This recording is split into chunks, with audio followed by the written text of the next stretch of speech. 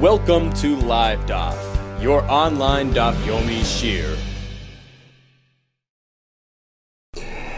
Shalom Aleichem. Welcome back to today's Daf Hayomi Maseches MEILAH Daf Yud Beis. We begin on Yud Aleph and Beis, 4 lines off the bottom. It says the Hilge Mishnah, Dishun Mizbeach HaPnimi, the ashes that were cleaned off, removed from the internal Mizbeach and the Heichel, or the burnt out materials taken out of the menorah.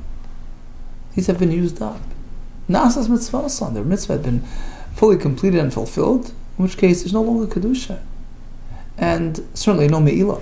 Lo nehenin, you're not meant to use it. Midrabanan, it's reminiscent of carbon material. Don't have a no from it. But lo me'ilah, there's no me'ilah applied to these items. However, hamagdish dishan batchilo. Suppose a person takes ashes that had already been totally burnt out and even hauled out to the Shevach Hadeh. Certainly no me'ilah here. And he re-donates it. He says, okay, it's mine to use, I'm donating it. So it's like any other material that you donate to the Beis HaMikdash. It starts a new process, a new me'ilah. Mayalim ba. What about birds that are not yet old enough to be used as a korban? Teirin, which are meant to be, a certain age, but it's still underage. Shalai Giaz Manan. Or he's Magdash B'nai Yaina, the young B'nai Yaina, which are too old to be used for Karban, Shabar Zmanan. So there's no Kedushas Karban because they're not suitable for Hakrava. Loi Nanin, V'loi Moyalim. You don't use it, but there's no Me'ilah. Asks Taisus, why is this different than the Chatas, which is overage, where there is Me'ilah? It says because over there you could be Paida. An animal could be left to wander, get a mum, redeem it, use the money for a korban. But birds, we know, ein la'ifais pidyon. There's no pidyon by birds, so if it's not suitable, there's no kedusha. Now, according to Taisus' understanding of the next piece in the Gemara, it's about location. The question is, where do we place the ashes of the mizbeach hachitzai? So we have the Trumas Hadeshin, which is taken off every morning. Where's that placed? The pasuk says alongside the mizbeach. What about the dishun of the inner mizbeach and of the menorah? So it seems from the Mishnah all three go to the same location, and that's why we require this distinction. Well, you should know this has me'ilah, this does not, right? Trumas Hadeshin, as we learned in the previous sugya, has me'ilah, as opposed to the dishun mizbeach that has no me'ilah. So how do we know, in fact, that they all go to the same destination? They're placed alongside the east wall of the Mizbeach. Bishleim Mizbeach HaChitzon, we understand the ashes of the Mizbeach HaChitzon, the Trumas Hadeshin, which has Me'ilah, that's placed alongside the Mizbeach. Chsibei B'Samay Etzel Mizbeach, you put it alongside the Mizbeach, and in fact, from this pasuk we also learned that there's Me'ilah. B'Samay, place it there permanently, it gets absorbed in the ground, you're not supposed to take it away, it has Me'ilah. Mizbeach hapnim minola. But how do we know that the ashes of the internal mizbeach also ends up in that location? Amar B'Lazna Makra.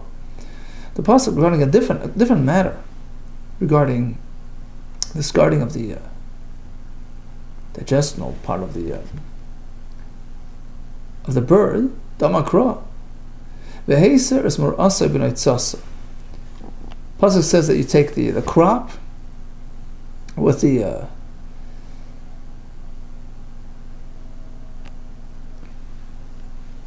some say it's the different machlekes in Gemara Zvachim. What this means? Some say it means the feathers onto over the skin, over the area. Some say it means the kurkuvan, the one that contains the waste. In any case, so you remove it, and where do you toss it? Pasuk says, "V'hishlich," and you throw it, you toss it. Eitzel hamizbeach kedma. Eitzel hamizbeach is a very similar lashon to the lashon that we had in the previous pasuk by the Trumas Hadeshin, where it says, "Place it eitzel hamizbeach," but here it adds a word, kedma, to the east of the mizbeach. So it's on the floor, alongside the eastern wall of the mizbeach. And the pasuk concludes with the words El Mikayim Dashan. This is the same place where you place the dashan. So now we know a deshen is placed at the east of the Mizbeach.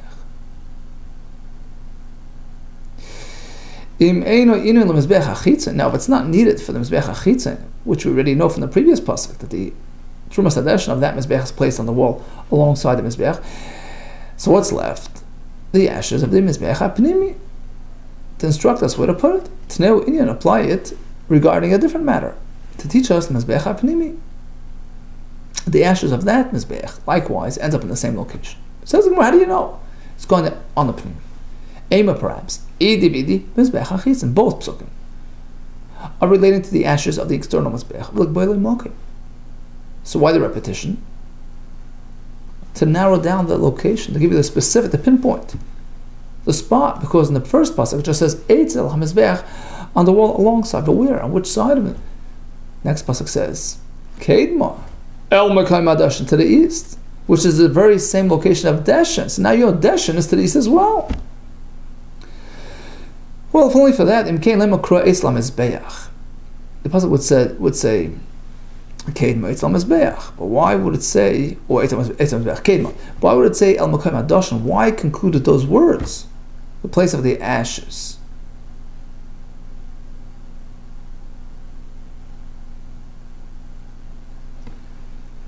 Because even without that last phrase, I would already know that the Trumas HaDeshen goes to that location. Why? Because we have a Gzera Shava using the words Eitzel. It says Eitzel by the Trumas HaDeshen, Eitzel Mizbeach, and it says Eitzel over here. Eitzel Mizbeach Kedma. That would teach us that Trumas HaDeshen likewise is at the east of the Mizbeach. Why does the pasuk conclude with the words El Mekayim HaDeshen? To add another element, Dafil Mizbeach HaPnimi, those ashes as well. What about the ashes of the menorah, Deshen HaDeshen, the extra hay, El Mekayim HaDeshen, as the menorah as well. So now we know they all end up in that same spot. Only difference is that the Trumas HaDeshen still has MEILAH, as opposed to the other ones, whose MEILAH have been deactivated, says the Mishnah. So, in connection with the ending of the previous Mishnah, we learned that if a person's magdish birds that are not of the appropriate age, Teirin, which have not yet come of age, B'nai which are past age, there's no MEILAH, because they have no purpose, they have no function, they have no kedusha. Rav Shimon disagrees. It says, depends. Shimon, if it's on its way to, it just has to develop, then there's MEILAH.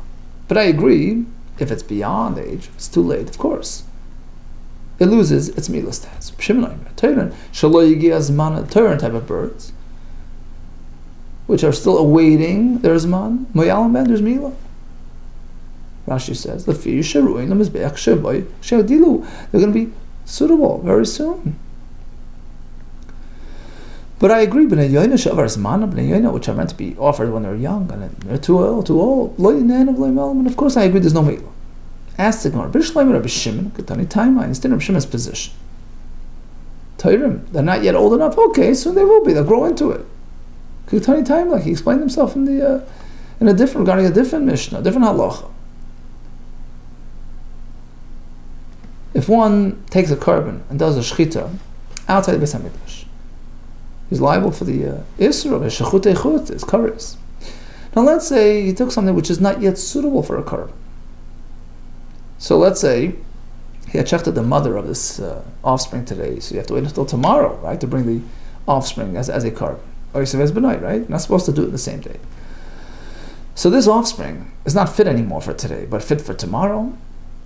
Let's say he takes this offspring and shechts it outside. This carbon, which is fit for tomorrow, he does it prematurely outside. Is he chayiv or not? Well, you can argue and say, well, it's not fit at this point. It's not valid for a carbon. You're not supposed to bring it today as a carbon. So there's no isur shchut echutz. Reb Shimon disagrees. Shoy Reb Shimon, kol aroi lachazman, a carbon which will be fit, which will be suitable after some time. It's on its way to suitability. And He was Maglish it now, while still premature. So if he shechts it outside the Beis Hamikdash, although it isn't full-blown Shchutei Chutz, there's no kares, but there's a Leisase. Correspondingly, in our sugya, he holds there's Me'ilah. His Kedushas Mizbeach on it because it's on his way to Akrava. El Rabban. But how do we understand the Shitas Rabbana, who say that if it's too young, there's no Kedushas Mizbeach, there's no Me'ilah? Why? We all agree you can be Magdish a behemah even if it's underage. Rashi brings, what's the case of Mechusar Zman? A behemah is meant to wait until 8 days old to be brought as a carbon, but you can be Magdish beforehand. Apparently, Kedushas Mizbeach, Kedushas Carbon, Kedushas Me'ilah gets activated even though it's underage. So why is it different than the birds? Amri, the answer was given. By an animal, you have it, but not by a bird. The Kedusha of a behemah has advantages over the Kedusha of a bird. Amri, Mechusar Zman. Even though the animal is underage. The Kedusha is full-blown. Just like if the behemah would be blemished, unfit, but there's still Me'ilah, the Bar Pidyon, because you're going to redeem it. Convert it into money, buy a real carbon, right? Buy a proper carbon. So it has Kedusha, even though it's a Balmum, because of the ability to be redeemed, right? So it has that advantage. Likewise, even though it's at this point underage, it will have Kedusha, full Kedusha as well. And Farshim explain, because here too you can technically take it, send it out for a blemish, and redeem it right away. So even in its current state, it can be refashioned into a proper carbon, channeled the proper carbon. Birds don't have that option. We never find the concept of converting a bird into a proper. There's no pidyon, as we learned before. There's no concept of redeeming a bird. Since even if it has a blemish, as long as it's not missing a limb, it's okay. So there's no concept of redeeming it. There's no.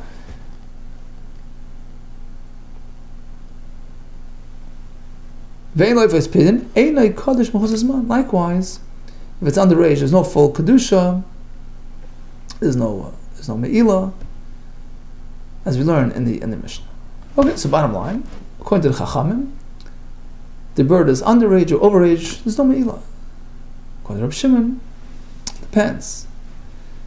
If it's overage, no me'ilah. But if it's on its way to becoming roi, Torah and Shaligi as mana, there's me'ilah.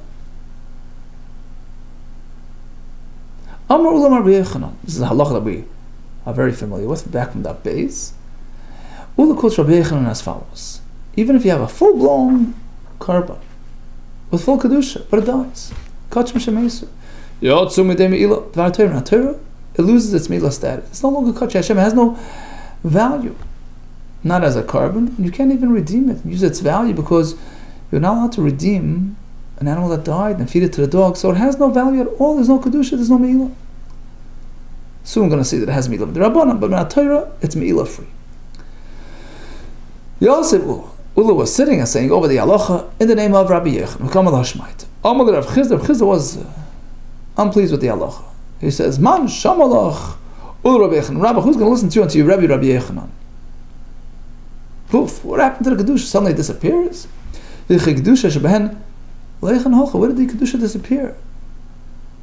Kedusha was there in its full force with me'ilah. Suddenly it disappears. Ula says to him, hold it. I'll take a look at the Mishnah. Take Shemas Tzisna. According to you, how are you going to understand the halacha in the Mishnah? You speak about birds, Tayrin, that he was Magdish, Shaloi Gezman, before its time. Uvnei Yaina, we have the Uvnei Yaina, and we assume that he was Magdish them, even let's say he was Magdish them when they were in the right time, but now it's over. They're too old. The Shavar Zmanon. Time's up. Despite the fact that they had full kedusha, they lose their kedusha. You can't use them. There's no me'ilah. Me'ilah expires. According to you, we should argue the same point here. Kedusha disappears. Kedusha. Shebahen leichanach. Where did kedusha go to? Apparently, that's not really an argument.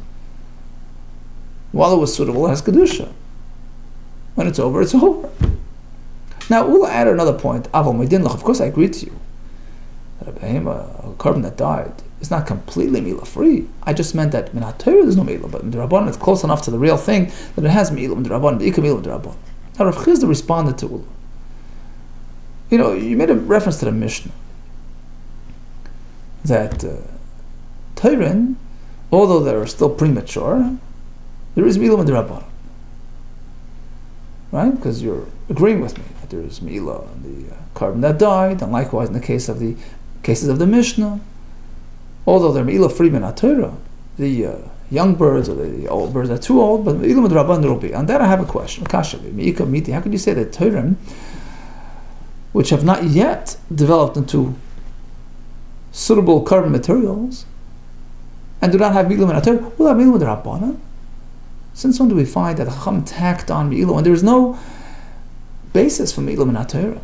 You have a situation. Find me a case. The Mikar less lo ispe Mila. Initially, there was no Mila. And ultimately, the Chacham added a Mila. Says Marveloi, really? I'll give you an example. The blood of a carbon. Vayikadam. Look at the blood of a carbon. Mikar less ba Mila. We learned this in the Mishnah, right? That initially, during the first phases, after the Shchita, you have the blood, there's no Meila.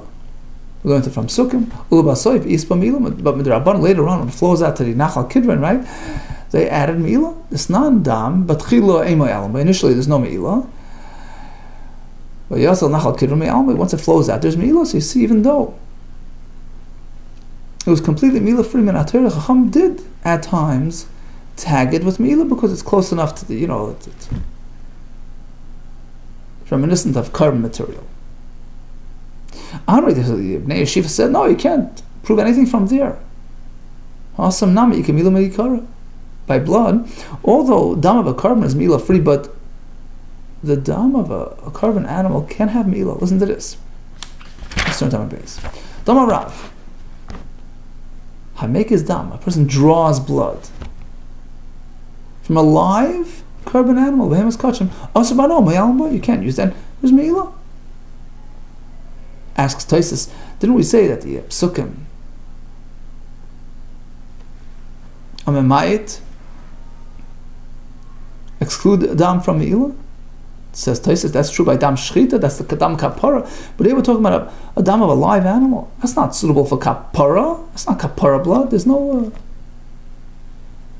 suspension of Meila on that. So there you go. This blood that's flowing out to Nachal Kidron was tagged with Meila Rabbanan. What's the basis? What's the justification, so to speak, for that? Because it does really relate to Meila way back. During the lifetime of the animal, the dam had connection to Meila. But regarding the birds, it's so different because these birds never had Meila. Who says we add a new Meila Rabbanan? That was his question. Gufa. Okay, let's go back to this last point. Amarav, Hunamarav.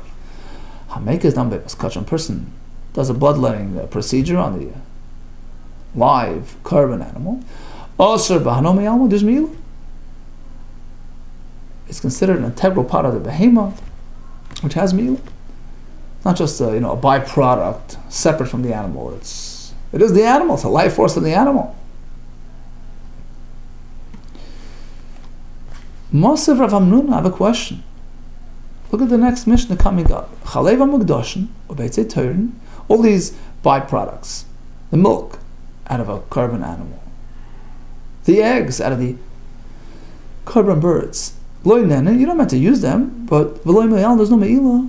Apparently, it's not considered one and the same with the carbon. It's a byproduct which is me'ilah free. Amalei, he says, big difference between blood and milk. Kikan rin gabe dam.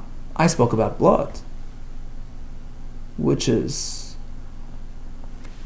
the inherent life force. An animal can't survive without its blood. Of course there's Meila. It's the animal itself. Taisus says, it's the goof of the animal. But milk, an animal can survive without milk. An animal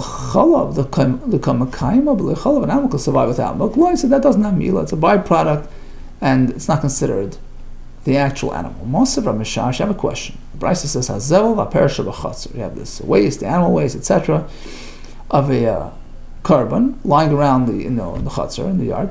There's no, there's not supposed to take it, but there's no me'ilah on that. What do the managers of the Hegdish do with this material? They sell it, as fertilizer, and the money goes to the lishka, to the public fund there. Question is, why is it me'ilah free? The Gemara knew that an animal can't survive without a bit of waste inside to keep the system functioning and going. So it is an integral part of the animal, inseparable from the actual carbon. It should be me'ilah. Enabled. The answer was like this. It's true. The animal needs some, going through the system, but not this waste. It's just constantly changing, right? Amri, my area, hadin perish. Who needs this? My area. What kind of question is this? Hadin perish. Where did the waste come from? It's processed, food material which she got from the outside, which she imported from Chulin, right?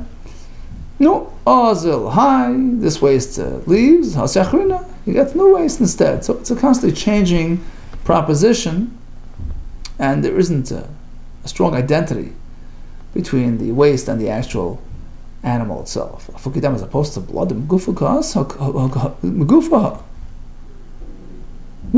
as opposed to blood, which is part and parcel of the actual animal. Rashi says, it was born, it was created with the blood. And any blood that develops is sort of an outgrowth. It's developed based on the original blood, which generates more and more. So it's an expanding, life force entity. You can't take it away. If you take it away, you take it from the actual animal. That's partaking in the carbon. That's me'ilah. Ask the Gemara. It says it like this. Haktani. So that settles this point. Haktani. Now, one more point. The Brisa spoke about the waste being off limits, but there is no me'ilah, and it's meant to be the value is meant to be sent to the lishka.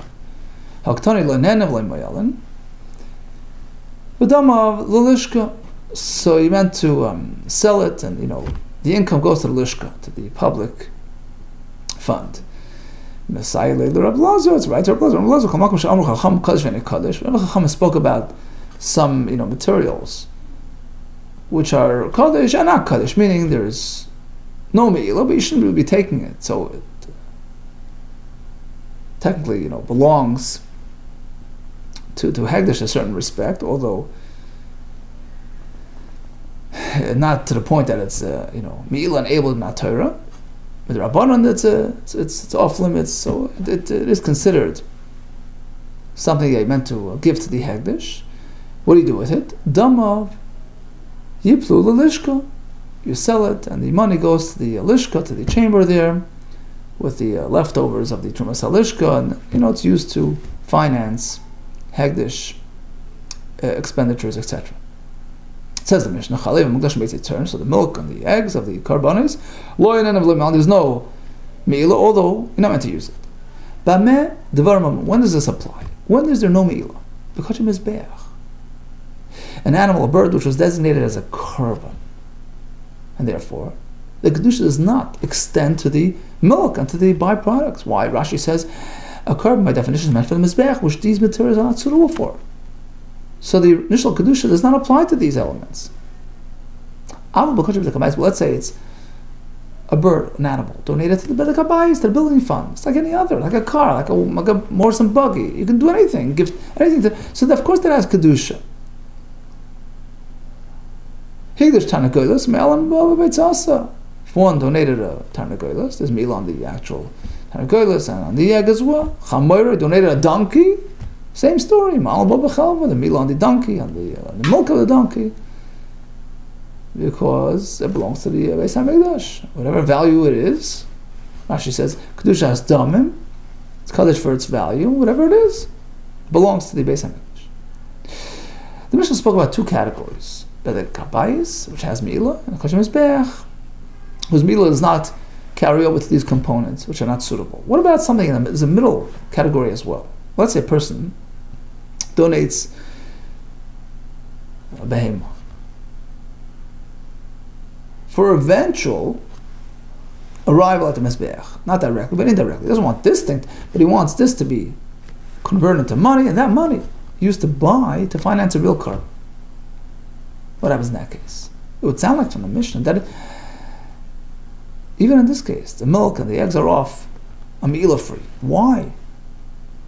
This is merely another variation of value kedusha, which you would think is like bedek habayis, which covers everything within this item, because ultimately it all has value, and he was magdash it for the sake of its value. Regarding something meant for the mizbeach eventually, if he was magdash it kedushas damim.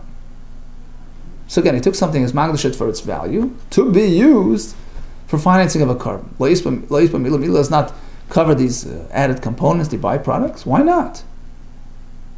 It has value, can be used for financing of a korban. So despite the fact you can't be makriv an egg, but it can be used to finance a korban. Omar, Papa, you're right. The Mishnah didn't mean to exclude this. The Mishnah is meant to be learned as though it's missing some words. Read it like this. When do we say the kedusha is limited to the actual animal itself, not to the byproduct, to the derivatives?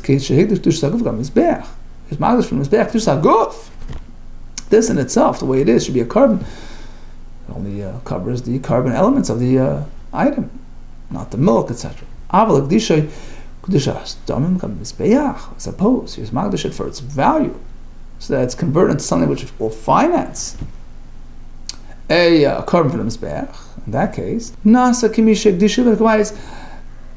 for all practical purposes, it's as though he is magdash something to the treasury for its value, and it covers every single element of that item. Higdash tanagolos.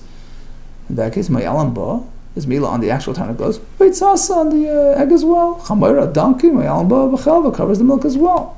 So bottom line, he's magdash something which is suitable for the mizbeach directly, and he had that in mind. So the MEILAH only applies to the actual korban, not to the byproducts, to the derivatives which are not mizbeach enabled. On the other side, we have bedek habayis, magdash an item, a car, or anything to bedek habayis, including a donkey. It covers everything that has value. And likewise, in magdash an animal to be used for financing of a korban. So this current first phase of the kedusha process applies to anything of value, which can be used to finance a korban. Okay, so let's do a quick chazor of today's daf. We pinpointed the location of the placement of the deshen of all the three different types: mizbeach hachitz and aprimi and the menorah. What about an underage bird, overage bird? Chacham say no MEILAH at all. Shimon, underage, which eventually will become of age, has MEILAH, just like there is an issur of shchut echutz, although not the full-fledged issur of kares, but lav there is, because it's on its way to becoming roi. Chacham say that's true by the concept is true by a behema, that let's say you can magdash a behema, it's mechuzos man, but that wouldn't apply to birds which don't have that same level of kedusha. Although there is MEILAH midrabanan, and likewise in the case of the underage or overage birds, although they're MEILAH free min HaTorah contra chachamim, but midrabanan there's MEILAH as well. We find a precedent to adding MEILAH in a case where there's no concept of MEILAH min HaTorah, like the dam. But the Gemara negated that because dam also has an element of MEILAH, although not dam of korban, but dam that was drawn out of a live behema will have MEILAH. Now, which byproducts of a korban have MEILAH? We spoke about dam, which is an integral part of the life force of the animal, as opposed to perish, as opposed to chalav, beitzim, lo inenev l'meilin, unless it's bedek habayis or something that was donated for its value, that covers every single component and makes it MEILAH enabled. All the best to you, and hatzlacha rabba.